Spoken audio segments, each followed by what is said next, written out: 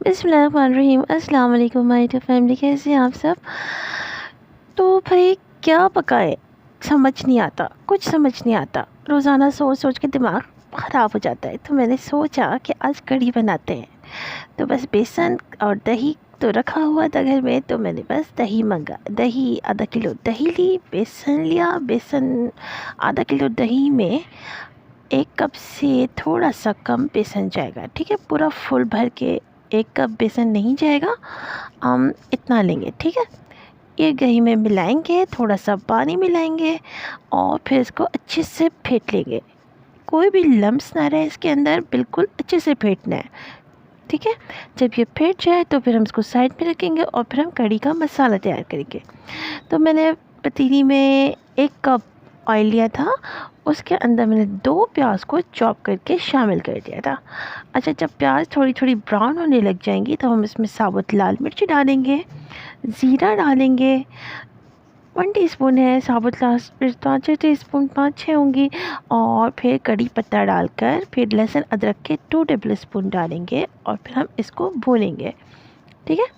اب اس کو بھوننے کے بعد میں اس کے اندر بعد میں مسالے شامل کروں گی۔ تھوڑا سا کچا پن نکل جائے، لہسن کو اچھے سے بھون لیں 1 منٹ تک، پھر اس کے بعد ہم اس میں ہلدی ڈالیں گے 1 ٹیبل اسپون، کیونکہ اس میں ہلدی زیادہ جاتی ہے کڑھی میں، اس لیے 1 ٹیبل اسپون۔ 2 ٹیبل اسپون میں نے سالٹ شامل کیا تھا، اور 1 ٹیبل اسپون میں نے پسا ہوا دھنیا پاؤڈر شامل کیا تھا، اور 1 ٹیبل اسپون ہی میں نے لال مرچ پاؤڈر شامل کیا تھا، اور پھر تھوڑا سا پانی ڈالنے کے بعد لال مرچ پاؤڈر 1 ٹیبل اسپون، ٹھیک ہے؟ اور پھر تھوڑا سا پانی ڈالنے کے بعد میں اس کو بھونوں گی، پہلے بھونوں گی پھر تھوڑا سا پانی ڈال دیں گے تاکہ مسالہ جل نہ جائے، پھر اس کو ہم پانی ڈال میں بھونیں گے۔ اچھا، جب یہ بھون جائے گا، اب روغن الگ ہو جائے گا، مسالہ الگ ہو جائے گا، بھوننے کے بعد پھر اس کے اندر ہم نے جو کڑھی اور دہی پھینٹ کے رکھی ہوئی ہے اس میں 1 لیٹر پانی ڈال کر میں اس کے اندر شامل کر دوں گی، ٹھیک ہے؟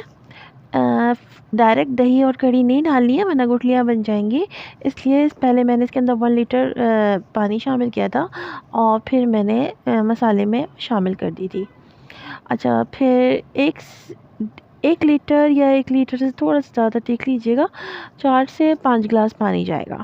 پھر ہم اس کو فل فلیم پہ پہلے ہم اس کو تیز آنچ پہ رکھیں گے، جب اس میں بوائل آ جائے گا تو پھر ہم آنچ کو دھیمی کر دیں گے، درمیانی آنچ پہ۔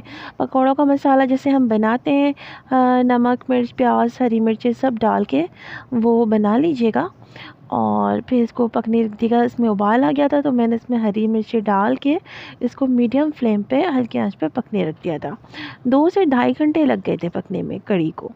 اچھا، پھر میں نے پکوڑوں کو فرائی کر لیا تھا، اور جب پکوڑے فرائی ہو گئے تھے تو 2 سے 2.5 گھنٹے میں میری کڑھی بھی اچھے سے تیار ہو گئی تھی، گاڑھی ہو گئی تھی، جتنی مجھے چاہیے تھی اتنی ہو گئی تھی۔ بس پھر میں نے اس کے اندر پکوڑے شامل کرے، اور پکوڑے شامل کرنے کے بعد ہم اس کو بگار کریں گے۔ بگار کے لیے ہم آئل لیں گے، 2 ٹیبل اسپون آئل لیں گے، 2 یا 3 ٹیبل اسپون آئل لیجیے گا، جتنا زیادہ آپ کو پسند ہو، تیل ہلکا کھاتے ہیں زیادہ کھاتے ہیں جو بھی مرضی اپنے مطابق سے آپ آئل لیجیے گا، اور پھر اس کے اندر ثابت لال مرچ ڈالیے گا، اور ثابت لال مرچ ڈالیے گا، اور زیرہ ڈالیے گا، کڑی پتہ ڈالیے گا، اور پھر اس کو بھگار کیجیے گا، اور کڑی پہ گرم مسالہ اور ہرا دھنیا چھڑکیے گا، اور پھر بھگار کر دیجیے گا۔ یمی مزیدار سی کڑھی تیار ہے، کھائیے اور انجوائے کیجیے بوائل رائس کے ساتھ یا چپاتی کے ساتھ۔ اگر آپ میرے چینل پہ نئے ہیں تو میرے چینل کو لائک کیجیے گا، سبسکرائب کیجیے گا، اور میری بنائی ہوئی کڑھی کی ریسیپی سے ضرور بنا کے دیکھیے گا، انشاءاللہ آپ کو بہت پسند آئے گی، آپ سب کو بہت پسند آئے گی، اور میرے گھر میں تو سب کو بہت ہی پسند آتی ہے۔